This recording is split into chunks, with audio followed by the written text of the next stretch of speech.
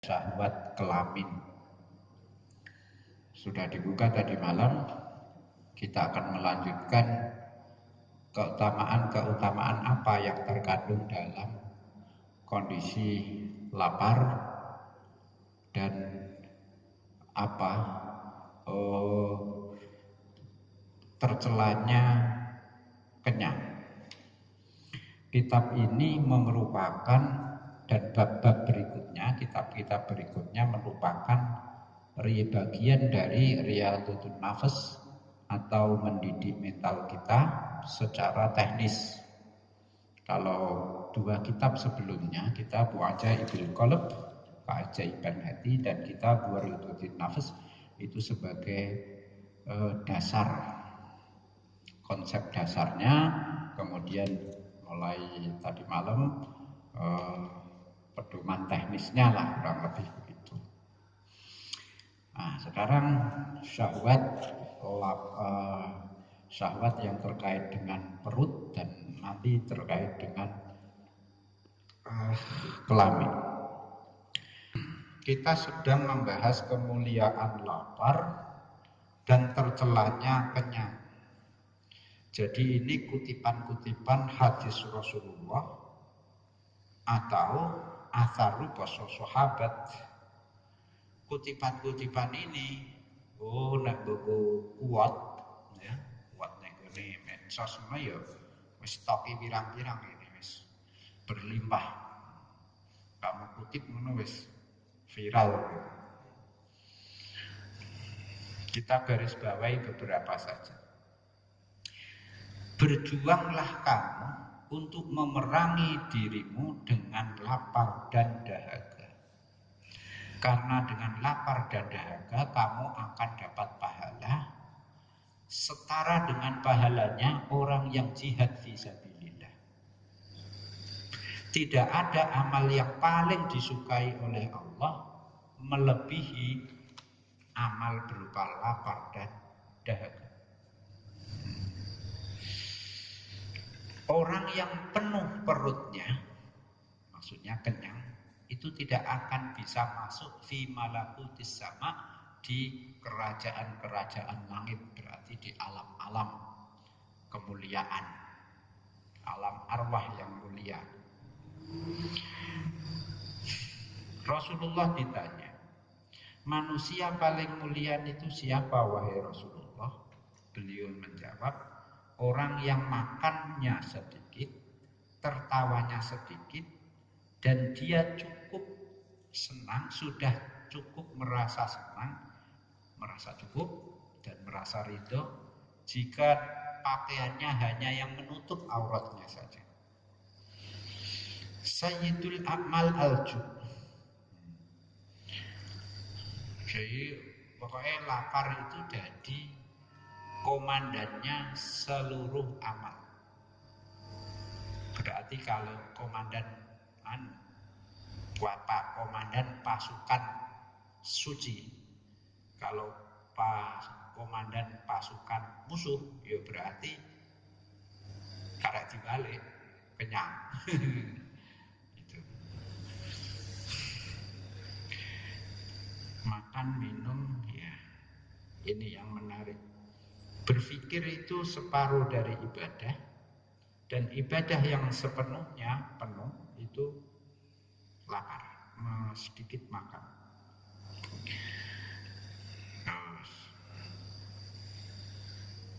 Allah membanggakan kepada para malaikat, wahai para malaikatku, lihat ini hambaku, dia sudah aku beri makanan dan minuman yang melimpah di dunia, tapi tabah sabar, bahkan mengabaikannya. Wahai para malaikat, bersaksilah, tidak satu kali makan pun yang ditinggal oleh hambaku ini kecuali besok aku ganti dengan derajat di surga. Jadi kurang lebih begini, kita punya jatah makan, kemudian kita tidak ambil, itu nanti diganti jatahnya dengan naik derajat di surga. Sudah, kita sudah makan, sengaja kita tinggalkan, nanti diganti oleh Allah. Tapi yo rasa umumno. Mbok umumno. Kang mangan nah, moh njaluk ijol nek akhirat tau. Liya dina kancane, Kang ora tak tawani kowe, cukup dhewe nek akhirat ya. Iki jalan lagi. Kancane. Tidak ada wadah yang paling buruk dibandingkan perut manusia. Jika dia diisi secara penuh oleh makanan.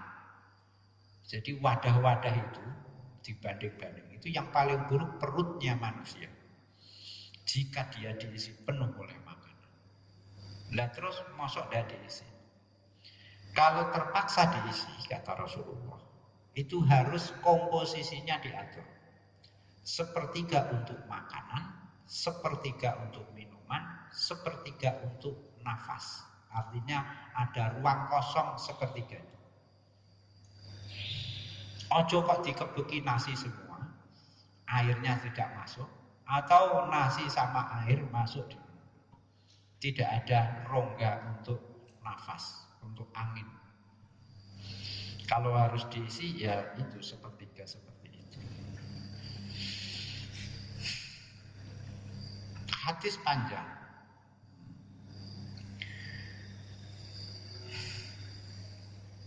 Orang yang paling dekat dengan Allah besok di hari kiamat, orang yang paling lama laparnya, dahaganya, susahnya di dunia.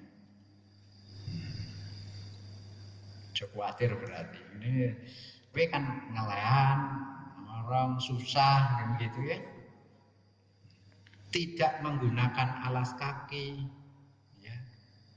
Tapi selalu bertakwa pada Allah. Ciri-cirinya bagaimana orang-orang ini disebutkan oleh Rasulullah. Kalau orang ini muncul di depan publik, orang lain tidak kenal, jadi bukan orang populer, bukan tokoh. Ketika dia muncul di publik, tidak ada yang mengenali. Dan ketika pergi orangnya, tidak ada yang mencari. Itu ciri-cirinya. Nah, kowe ngono, teko ora ana sing nganggep. Ora teko ya, ora ana sing kelangan. Tapi tidak itu saja. Nek terima ngono rek ya gampang. Apa? Ciri-ciri lagi supaya tidak disimpangkan, dipelesetkan, disalahfahami. Ketika orang-orang merasakan kenikmatan dunia, orang-orang ini ya, ini justru merasakan nikmat dengan ketaatan pada Allah. Ketika semua orang itu tidur dengan alas tidur, tempat tidur yang empuk dan nyaman, mereka ini, kelompok ini, itu hanya tidur beralaskan batuk, dahi, dan dengkul, lutut.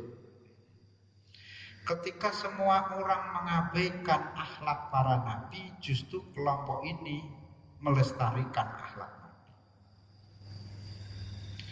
Dengan akhlak seperti ini, bumi menangis kalau kehilangan mereka. Mati misalnya. Sama bakat alaihimus sama wal ardu itu. Jadi tanda-tanda orang mulia itu kalau meninggal, langitnya udan. Iki medeni wong. Kita mulia malah ora udan. Waduh. Ya jangan terus tinggu patokan ya. Ya baik gitu. Kalau hujan ya tinggu patokan, ini sungguh orang mulia. Gue terus terang berang, wah jebule orang mulia, jangan dipakai logika. Dicari kemuliaan yang lain. Saya itu paling tidak tega kalau ada orang mati dicari tanda-tanda kekurangannya, aibnya, itu gak pentol. Biasanya nek apa? Sambutan kematian. Walimatul maut. Itu pelepasan jenazah. Mesti saya usahakan cari-cari apa yang kebaikan. Amalnya apa? Wah, di masjid. Ora tahu masjid dicari pokoknya. sekiranya keluarganya lega, tidak anu, dan itu berupa doa.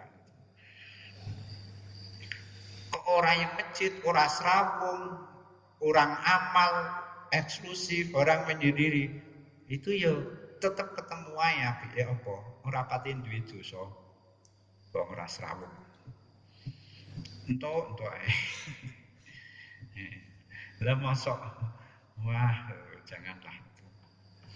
Golek tanda-tanda keburukannya. Lah orang ini kalau meninggal bumi menangis. Menangis secara lahir maupun secara kiasan ya. Dan Allah akan mudah murka kepada di daerah yang tidak ada unsur kelompok ini. Secara performan, penampilannya memang sangat mengenaskan, pakaiannya lusuh, rambutnya kusut. Ya. Malah menurut banyak orang ini orang penyakitan. COVID malah dianggap penyakitan, padahal mereka tidak sakit. Malah ada dianggap kurang waras, padahal mereka lah yang waras. Kan kacau ini.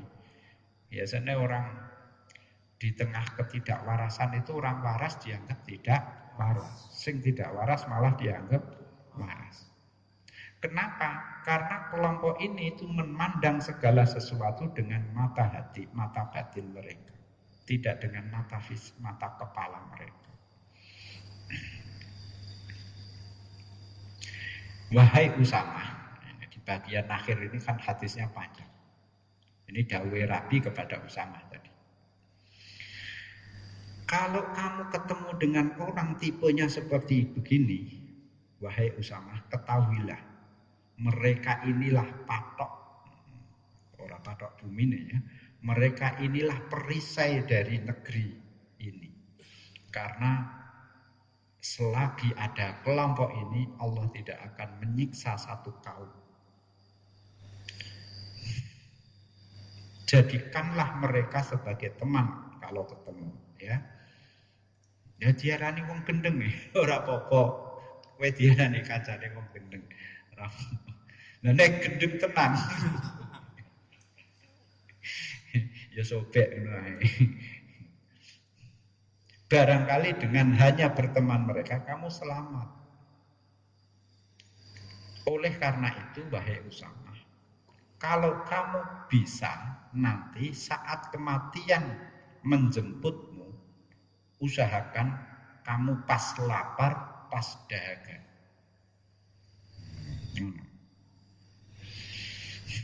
Karena dengan itu nanti kamu akan mendapatkan derajat mulia di akhirat. Kamu akan bertemu para nabi.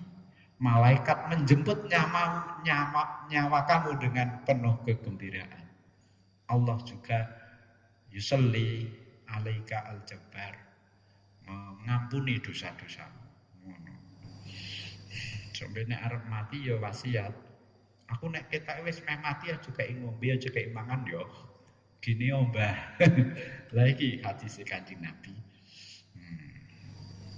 Ini statok ta'an ya'tiyakal mautu wa batnuka ja'iun wa kabiduka dum'an faf'al.